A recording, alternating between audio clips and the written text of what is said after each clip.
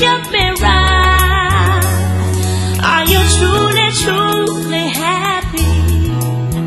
You need to ask yourself this question. As if you're not, then I would advise you to stop from living a lie. Don't stifle your conscience. No, mama said, why in the darkness? Say it must come out in the light. Don't forget, no, just to know yourself's a blessing. Don't forget, no, second guessing is regressing. Don't forget. Okay, with me now I have Derek Brooks from the Urban League of Eastern Massachusetts, who happens to actually be a board member of the Urban League of Massachusetts. And we're going to talk a little bit about violence in the community. Now, if you were to have something to do with stopping the violence in the community, what would you honestly say would stop the cycle of violence since it's so prevalent in our communities today? Well, you're asking a very complex question, obviously. First off, I think that somehow the guns need to be controlled.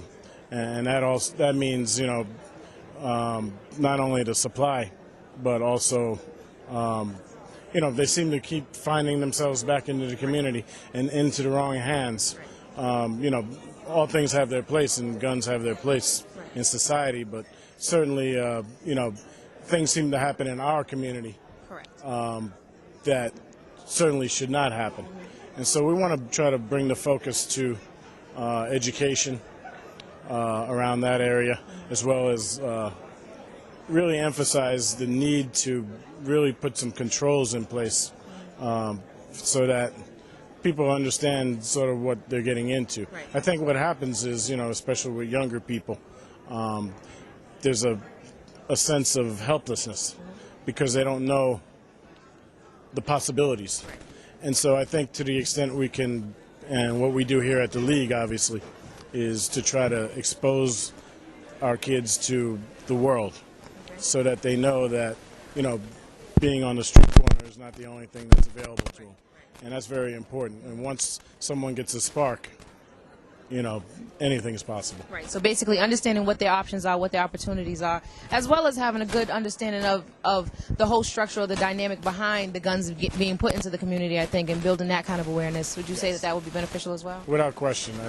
Putting everything into context so that there's an understanding that you're in a whirlwind. Sometimes when you're in a whirlwind, you can't gain the insight until you step out of the whirlwind and kind of look at what's happening. So I think you've kind of hit it right on the head.